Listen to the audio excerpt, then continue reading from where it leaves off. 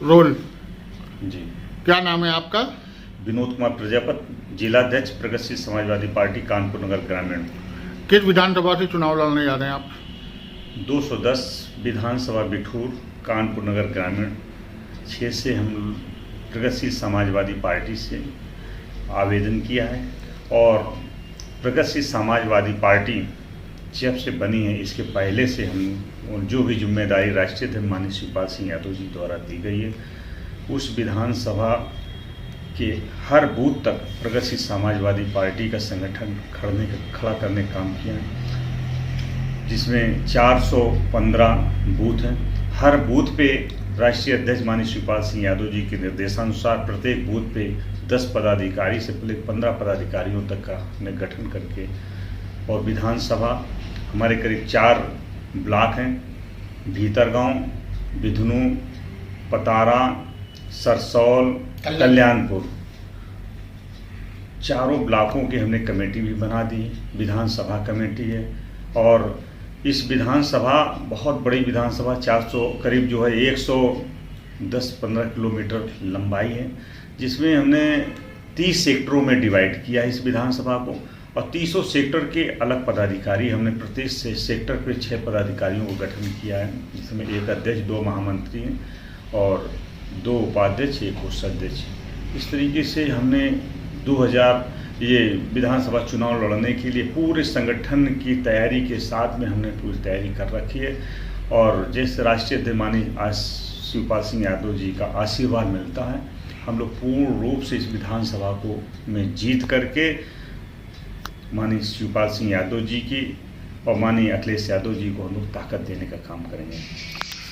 आपकी पार्टी की तरफ से जो नए मुद्दे आ रहे हैं कि अखिलेश जी से गठबंधन हो गया है शिवपाल जी का, तो क्या उनके पार्टी के कार्यकर्ता भी आपके साथ जुड़ेंगे?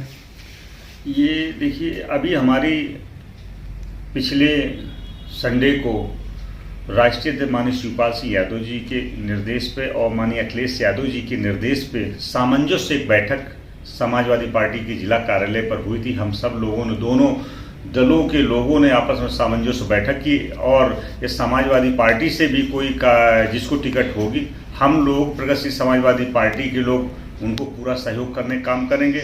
और यह प्रगतिशील समाजवादी पार्टी से जिसको भी कैंडिडेट बनाया जाएगा, उसको समाजवादी पार्टी का हर कार्यकर्ता सहयोग करने का काम करेगा। ये हम दोनों लोगों के दलों में एक आपस में भाईचारा और सामंजस्य बन चुका है। और हर हालत में हम लोग 2022 के विधानसभा चुनाव में चाहे प्रगतिशील समाजवादी पार्टी से जिसको टिकट मिलेगी या समाजवादी पार्टी से टिकट मिलेगी, उसको जिता करके हम लोग जो है भेजने काम करेंगे। और जिस तरीके भारतीय जनता पार्टी की सरकार ने 5 साल में हर वर्ग के व्यक्ति को तानाशाही अपना करके शोषण उत्पीड़न करने का काम किया, चाहे व्यापारी हो, किसान हो, मजदूर हो, चाहे नौकरी पेशेदार व्यक्ति हो, हर व्यक्ति को उत्पीड़न शोषण करने का काम किया है। व्यापार समाप्त हो गया है, व्यापार या समाप्त होने के कगार पे किसान हमारा परेशान है। न खाद उसको समय पे आज मिल रही है, न सिंचाई की व्यवस्था है, न समय पे बीज की व्यवस्था है। यहाँ तक कि जो आवारा जानवर हैं, दिन में किसान काम करता है, रात में फसल तीखने काम करता है। 100 गायों का झुंड जिस तरह खेतों में घुस करके पूरी फसल को चौपट करने का काम कर रहा है। तो किसानों का भारी उत्पीड़न इस सरकार के द्वारा किया जा रहा है। ये बड़ा ही दुर्भाग्य है।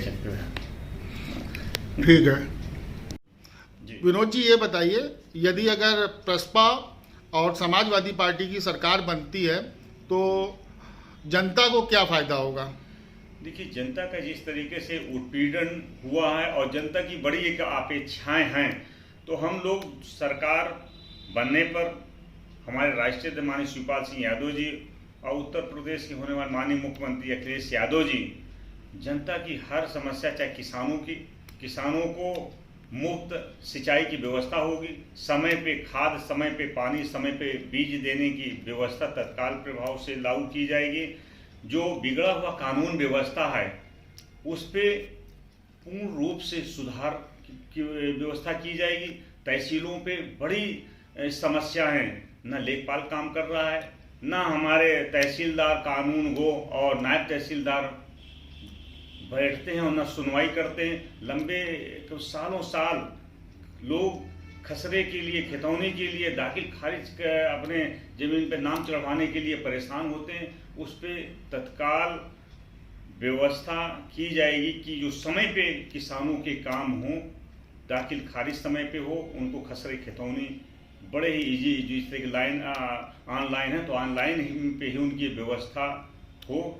और दूसरी चीज़ है कि जो हमारे छात्र छात्राओं को लैपटॉप दिया जाएगा, युवाओं को लैपटॉप दिया जाएगा, और जो हमारे गरीब बच्चे जो पढ़ने पे बहुत अच्छे होशियार है, उनको पढ़ाई की व्यवस्था के लिए एक अलग हमारी सरकार फंड बनाएगी और उन युवाओं को विदेश भेजने का काम करेगी और विदेश में शिक्षा उनको ग्रहण कराने का काम करेगी। 300 यूनिट बिजली मुफ्त देने की व्यवस्था समाजवादी पार्टी सरकार करेगी। और चिकित्सा क्षेत्र में बड़े पैमाने पे अब व्यवस्था है, उसको सुधार करने की व्यवस्था की जाएगी, जिससे कि हमारी समाजवादी पार्टी की सरकार में जितने भी किसानों की आकस्मिक मौत होती थी उनको राहत सहयोग दी जाती थी 5 लाख तक, उसको और आगे बढ़ा करके सहयोग राशि देने का हमारी समाजवादी पार्टी सरकार करेगी। विकास क्षेत्र में पूरे प्रदेश में, उत्तर प्रदेश में गड्ढा युक्त सरकारें हो गई हैं, बटाहा में तब्दील हो गई हैं, तो सारी जितने भी सड़कें हैं, संपर्क मार्ग हो चाहे नेशनल हाईवे हो, हर सड़क पे बनाने का काम किया जाएगा। तमाम पुल हैं जो अधूरे पड़े हैं, इस समय भारतीय जनता पार्टी की सरकार में काम नहीं हुए, उनको तत्काल जो है पूर्ण कराने का काम किया जाएगा। और संपर्क मार्ग जो हमारे टूटे हैं उन पे भी विकास समाजवादी पार्टी करने काम करेगी। कहीं भी समाजवादी पार्टी की सरकार जिस तरीके से गड्ढा युक्त सड़कें नहीं थी, उसी तरीके समाजवादी पार्टी की सरकार समुचित क्षेत्र में जन समस्याओं को हल करने का काम करेगी। 2022 के चुनाव को लेके जनता को, कानपुर की जनता से कुछ अपील करना चाहेंगे आप?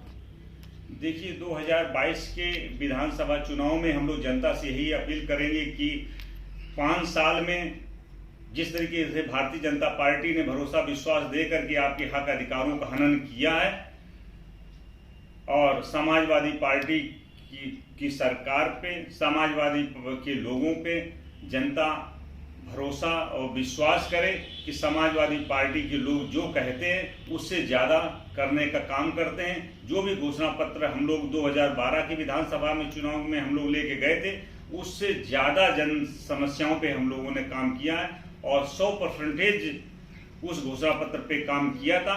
और उसी तरीके जो भी हमारे राष्ट्रीय अध्यक्ष माननीय शिवपाल सिंह यादव जी का घोषणा पत्र, माननीय अखिलेश यादव जी घोषणा पत्र हम लोग लेकर के जाएंगे, वो 100% पूर्ण करेंगे।